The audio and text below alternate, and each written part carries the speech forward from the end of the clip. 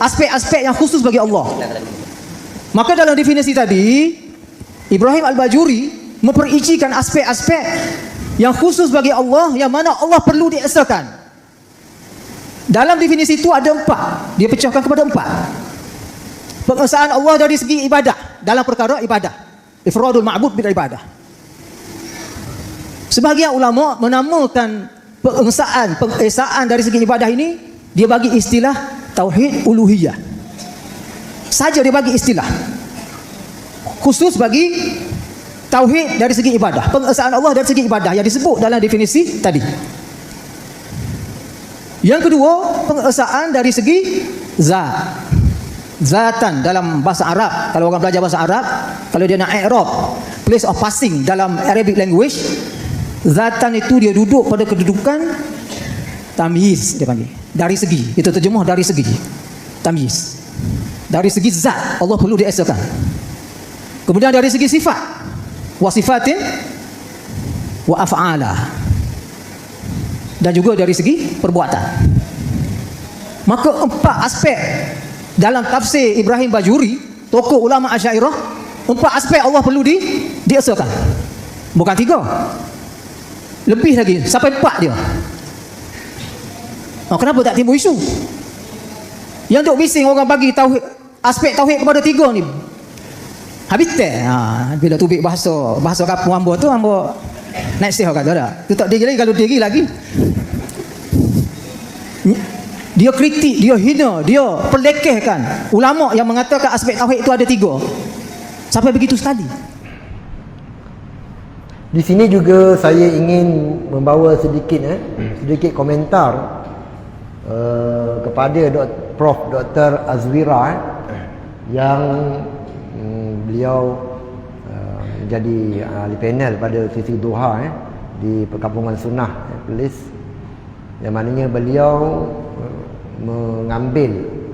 menjadikan kitab Tuhfatul Murid, Tuhfatul Murid karya Imam Ibrahim Al-Bajuri untuk membawakan definisi tauhid. Apa itu definisi tauhid?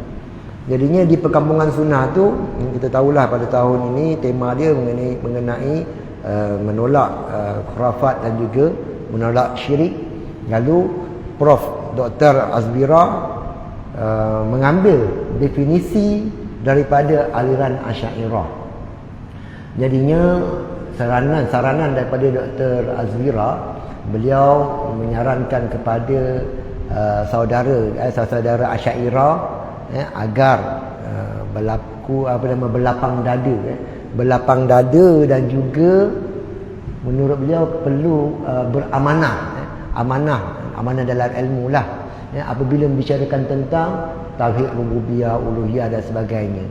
Jadinya maknanya daripada cara cakap beliau itu, iaitulah dalam kitab Asy'ariyah sendiri adanya pembagian tauhid rububiyah walaupun dengan maksud yang lain.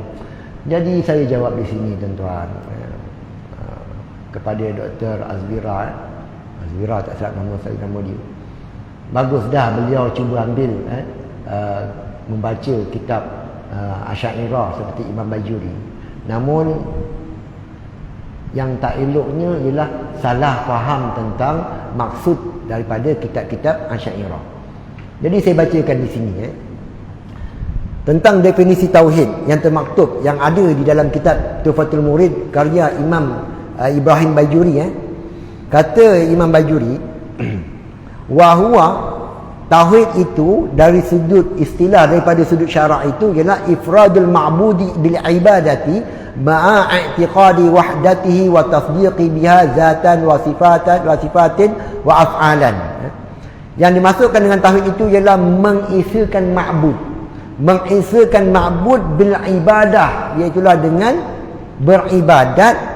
Maknanya mengisahkan ibadat hanyalah kepada yang satu. Ini huraian Dr. Azwira tu. Lalu katanya pula itu satu dia punya khususiah dia. Kata Dr. Azwira, kemudian ma'a i'tiqadi wahdatihi, serta mengiktikadkan esanya Tuhan tadi dan membenarkan dengannya, dengan ibadah tadi, zatan membenarkan biha wahdah tadi, zatan wa sifatin wa af'alan, maknanya mengesakan zat, mengesakan sifat, mengesakan perbuatan. Jadi ada empat kategori di sini, iaitulah mentauhidkan pada ibadat, mentauhidkan pada zat, mentauhidkan pada sifat, mentauhidkan pada perbuatan. Dan bukan kata Dr. Azmira, bahkan ilmuwan-ilmuwan Saudi, inilah yang syubhah mereka timbulkan. Jadi kenapa kamu nak kritik pembagian tauhid tiga kami? Tauhid rububiyah, asma wa sifat. Sedangkan Imam Bajuri pun bawakan tauhid yang sama. Lalu kita katakan, yang dimaksudkan dengan Imam Bajuri di sini, ini tentang huraian syahadah, dua kalimah syahadah tadi, iaitulah la ilaha illallah. Ni bicara ni. Sebab apa saya kata begitu? Tengok ayat selepas daripada itu, kata Imam Bajuri. Sebab apa? Ini tentang apa dia? Tentang masih lagi membicarakan tentang nazam Jawharatut Tauhid, iaitulah ala nabi yang ja'a bit tauhidi wa qad khalad dinu anit tauhidi. Jadi lafaz apa dia? Lafaz bit tauhid ni. Datangnya ala nabi, datang nabi tadi bit tauhid. Nabi mendatangkan dengan tauhid. Lalu dihuraikan itu apa itu tauhid, iaitulah mengesakan dengan ibadah. Ditanyakan kepada, ditimbulkan satu pertanyaan, fa in qila, seandainya dia kata, ini Imam Bajuri kata ni, ja'an Nabi sallallahu alaihi wasallam bi ghairi tauhid, Nabi bukan bawa tauhid saja.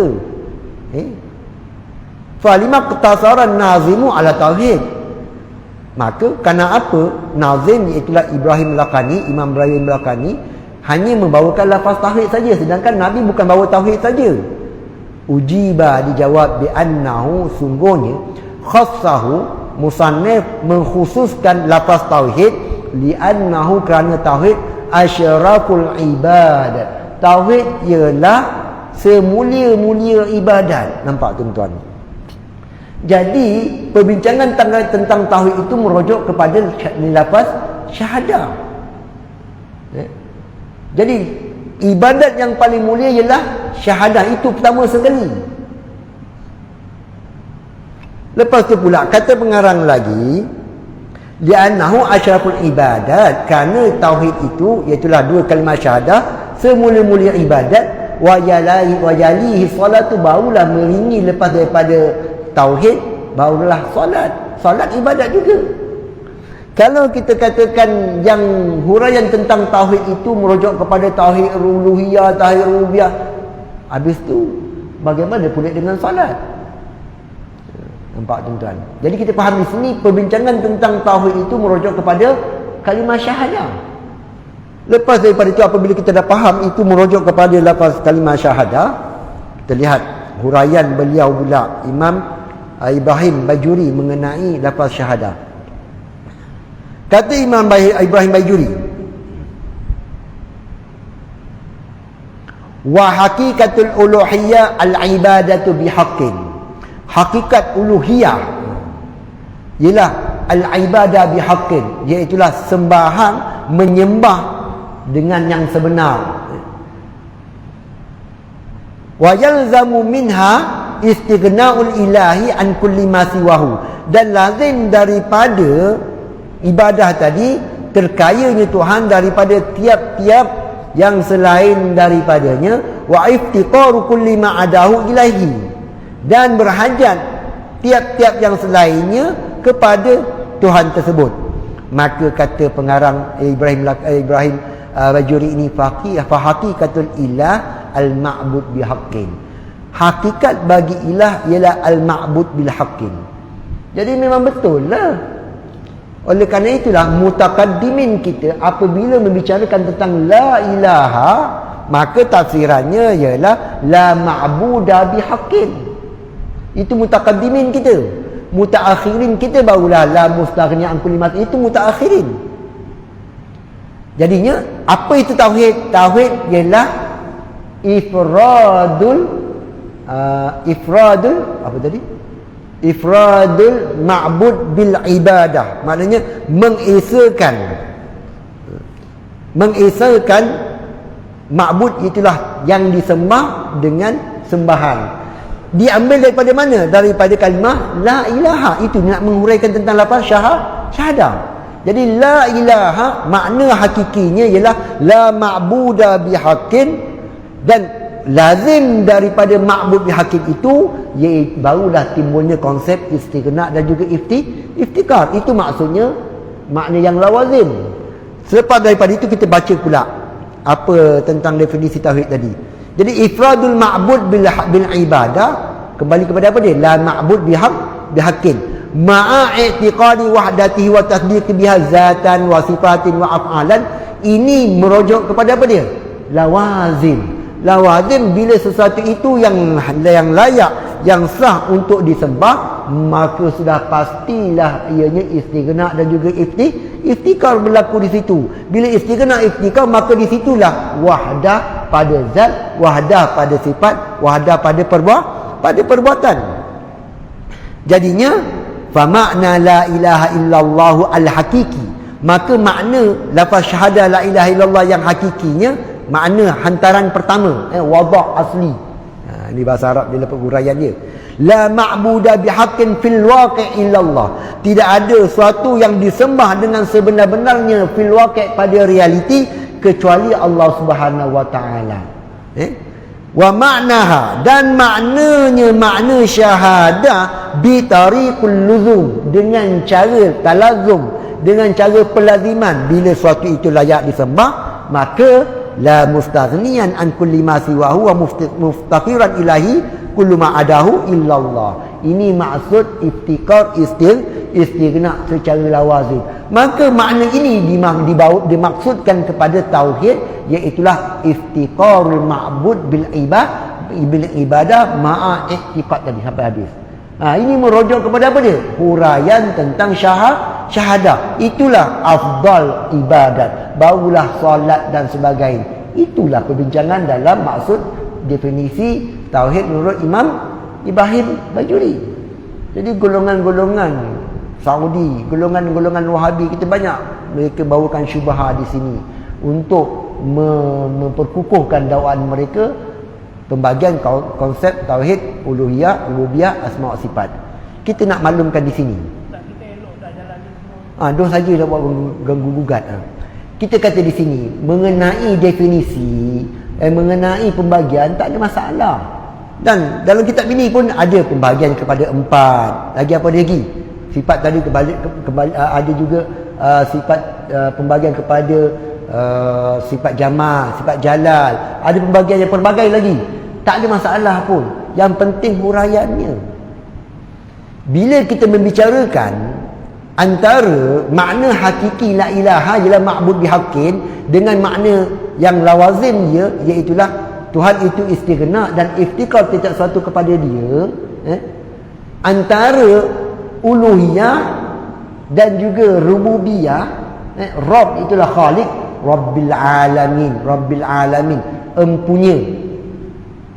Maknanya dia yang mencipta, dia yang mentadbir. Oleh kerana itulah Imam Ibrahim Al-Bajuri mensyarahkan kitab Aqidah Nasafiyah. Bila bicarakan tentang wahdaniyah, iaitulah antaranya ialah merujuk kepada wahdatu wajibil wujud wa khawaisuhu.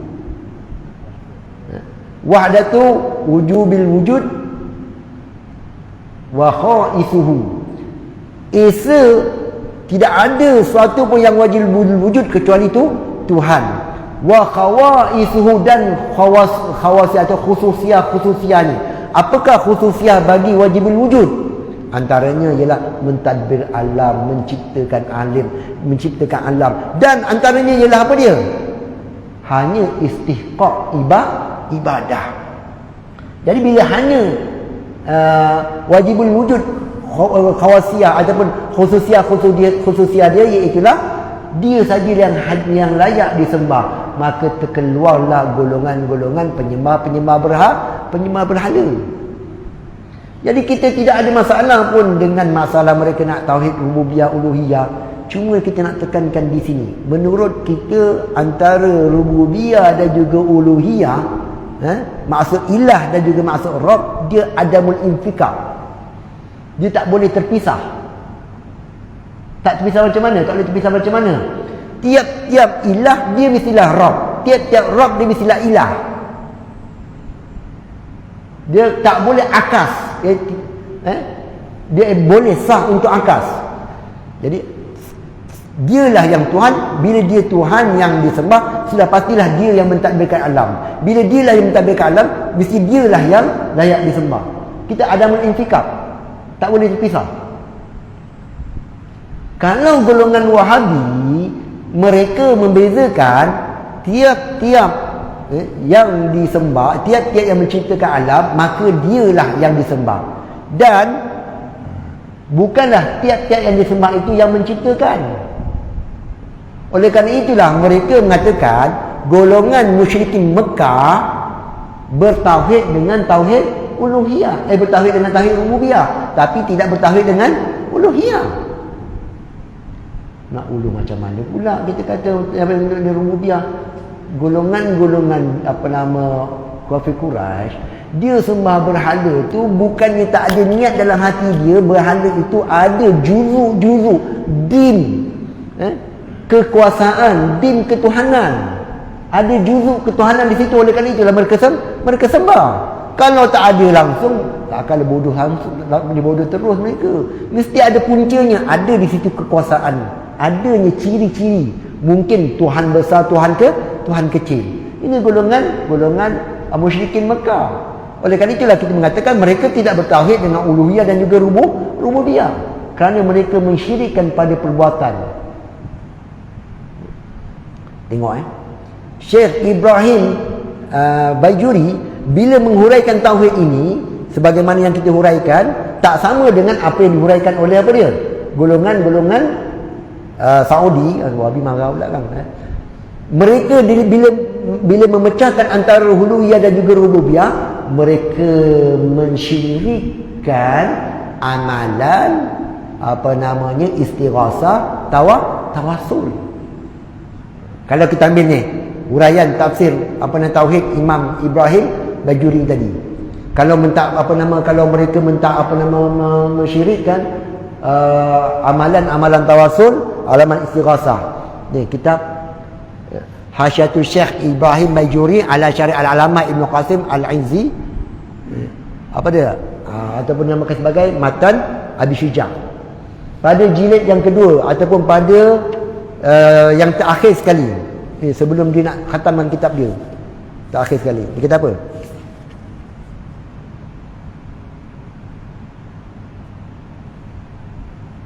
Wa nas'aluhu husnal khitam. Dan panjang ni doa dia, niat penutup dia ni, penutup kitab ni ma'ruf tuan-tuan Dan kami mohonnya Allah Ta'ala husnul khitam, perakhiran yang elok, bijahi Sayyidina Muhammad, dengan kemegahan ni tawasul. Tawasul dengan kemegahan Sayyidina Muhammad sallallahu alaihi wasallam. Apa kata lagi? Waqad hasaltu fi hadhil kitabah barakatan. Telah pun aku hasil pada kitab penulisan ini keberkatan. Apa dia? Keberkatan dia kita beriktiraf apa? Iktiraf dia bisababi, dengan sebab anni, sungguhnya aku. Kata Imam Ibrahim Bajuri, katabtu, aku telah tulis ba'da ibaratin fil haramil makki.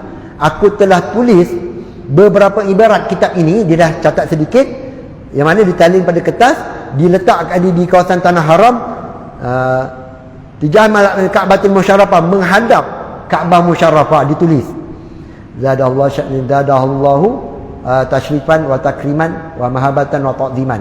Jadi dia pernah tulis beberapa ibarat kitab ini di Mekah Mukarramah.